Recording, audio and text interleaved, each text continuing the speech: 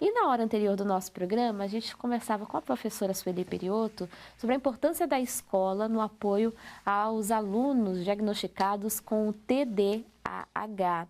A gente falava sobre este assunto, prometendo inclusive que discutiríamos mais sobre o tema. O TDAH é um transtorno de déficit de atenção e hiperatividade. É uma síndrome caracterizada por distração, agitação, hiperatividade, impulsividade, esquecimento, desorganização, adiamento crônico, entre outras questões, outros fatores. A gente vai entender um pouco sobre esse assunto. Muitas crianças, muitos jovens têm sido diagnosticados, adultos também. Então, para entendermos esse tema, nós estamos recebendo aqui no programa a Priscila Lima Sertori, psicóloga e neuropsicóloga da Clínica Equilibra, também mestranda em neurociência e comportamento pela Universidade de São Paulo. Priscila, muito obrigada pela presença, bom dia. Obrigado pelo convite. Queria começar conversando sobre este assunto, entendendo as diferenças dentro do diagnóstico do TDAH. Existe uma diferença clínica aí que pode ser observada nos pacientes que são diagnosticados? O TDAH, ele tem alguns tipos de predominância. Tá. Então, tem as crianças e adultos que são diagnosticados com transtorno de déficit de atenção predominantemente desatento, que são os que têm essa desatenção, uma dispersão, acabam sendo muito distraídos, que as pessoas chamam de desligado. Uhum. Tem o predominantemente hiperativo, Tá. que é a criança que tem a hiperatividade, a agitação, dificuldade de controlar a impulsividade, até de seguir regras. Uhum. E tem um quadro que eles chamam de misto, que apresenta os dois sintomas. Não tem uma diferença em questão de qual quadro é melhor ou pior, porque todos acabam levando a um prejuízo, tanto na parte social como acadêmica. E todos se desenvolvem em graus também, há os mais leves e há os mais acentuados. Sim, tem uma diferença de rendimento deles, inclusive a depender da idade, de como está sendo o tratamento ou não. Agora, Priscila, você falava das características e aí eu ficava pensando assim, tá, eu conheço muitas crianças que têm essas características até pela idade. Sim. São extremamente hiperativas, às vezes têm um pouquinho de dificuldade de seguir regras. Como que os pais e os próprios educadores podem ficar atentos e em que momento aquilo que é e deve ser considerado normal precisa começar a chamar a atenção? Essa é uma diferença bem discreta, porque é comum que as crianças tenham uma agitação, tenham uma desatenção e tenham mais interesse em fazer as coisas que são prazerosas. Claro. Então, o estudo é uma coisa que normalmente elas tendem a fugir. Com isso, a gente tem que ficar muito atento para ver. Primeiro, acontece só em situações difíceis? É só quando a criança está frustrada, não está conseguindo, tem uma dificuldade? Aí a gente precisa investigar, porque às vezes pode ser uma questão de dificuldade naquela área. Mas tem outros casos que essa desatenção e hiperatividade acontece até com coisas boas. Tá. Então, por exemplo, uma criança que não consegue ficar sentada assistindo um filme no cinema que ela escolheu, que ela estava querendo ver. Isso já não é tão comum para uma criança. Tá. Normalmente ela tende a conseguir se acalmar para poder fazer aquilo que ela tem mais facilidade. Então, a questão é conseguir identificar quanto que é normal da criança essa agitação e quando que ela começa a acontecer em muitos ambientes, independente da facilidade dela ou não com a atividade. E aí tentar olhar e descartar outras situações antes de cogitar, por exemplo, um TDAH, é uma questão importante também. Verificar, por exemplo, esse ambiente escolar, né, os professores envolvidos com esse aluno, a rotina dessa criança, tudo isso pode ajudar a ir eliminando outras possibilidades. Com certeza. Por exemplo, a gente precisa saber se essa criança enxerga direito, porque se ela é uma míope e ela está sentada longe da lousa, ela vai ter alguma dificuldade. E às vezes ela está agitada, não aprende porque não está enxergando, não porque ela tem um transtorno. E aí, para a criança conseguir nomear que, na verdade, ela não está enxergando... É difícil. É muito difícil, então ela acaba simplesmente dispersando.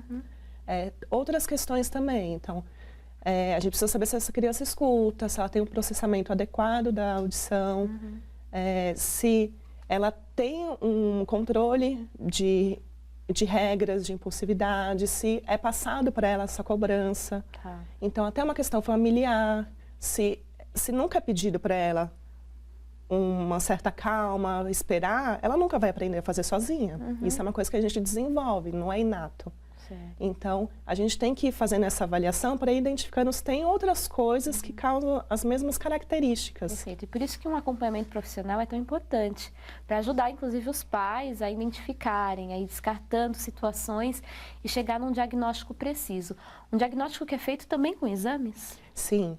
A avaliação neuropsicológica, ela é uma bateria de testes que ela visa investigar a relação do comportamento com as funções cerebrais. Então, para isso são feitos testes de funções cognitivas, ou seja, raciocínio, atenção, memória, aprendizagem, toda a parte do rendimento dela, com testes de personalidades, para ver se alguma característica do humor ou do comportamento dela pode estar influenciando nesse rendimento. A partir disso, a gente consegue traçar um perfil cognitivo da criança para ver se tem alguma questão específica com problema e fazer outras investigações. Então, por exemplo, o exame de processamento auditivo central. Ele é um exame que também acaba auxiliando para fazer um diagnóstico diferencial. Então, muitas vezes a criança escuta o som, mas ela não processa e não interpreta adequadamente essa informação. Entendi. Então, ela também tem dispersão. É como se ela entendesse, não processasse aquilo que ela está ouvindo. Pode ter tanto erros de codificação, então ela ouve e não interpreta adequadamente, ou ela ouve, mas na hora de emitir, ela faz uma inversão. Então, também causa características muito parecidas. Então, são exames e através da avaliação neuropsicológica a gente consegue diferenciar um pouco esse perfil. Ótimo. A gente tem uma pergunta do Rio de Janeiro. A Maria Gonçalves quer saber quando é utilizado o medicamento, se em todos os casos de TDAH é utilizado medicamento ou não, se há terapias alternativas. Tem casos que precisam usar medicamento, sim. Para isso, o neurologista vai fazer uma avaliação. Ele leva em consideração principalmente quanto de prejuízo essa criança está tendo, mas não são todos os casos que precisa. Muitos casos, só as terapias dão conta. Então, um acompanhamento psicológico muitas vezes é essencial, principalmente quando a gente fala de criança, porque ele vai aprender a lidar com aqueles sintomas que ele sente, aprender formas alternativas de se comportar para tentar manter um rendimento, ou pelo menos pedir ajuda quando está vendo que não está dando conta. E é feito também uma orientação ao pais, porque muitas vezes a gente precisa diferenciar o que é do transtorno, o que é da criança. Limites e regras é independente disso, então a gente tem que saber diferenciar uma coisa da outra. Isso é importante porque uma criança que tem o TDAH também precisa de pais que estabeleçam regras, limites e acompanhem esse processo com também. certeza, porque é isso que vai dando para ela a capacidade de conseguir aprender a até ter esse autocontrole, que inatamente ela ainda não está tendo.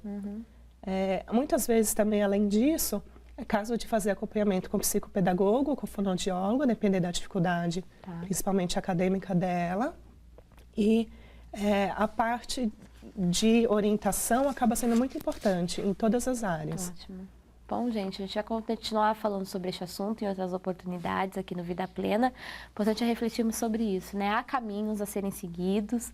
Os pais, as mães podem buscar ajuda, uma ajuda profissional, uma ajuda, né, psicológica, para que a gente consiga vencer essa situação e ajudar a criança, o jovem, no enfrentamento desse transtorno. Priscila, muito obrigada por estar aqui no Vida Plena, seja sempre muito bem-vinda. Obrigada. Bom, lembrando que qualquer dúvida que você tiver, você pode entrar em contato conosco. O telefone está à sua disposição. É o 0300 10 07 940. Estivemos conversando com a psicóloga e neuropsicóloga Priscila Lima Sertori, também mestranda em Neurociência e Comportamento pela Universidade de São Paulo.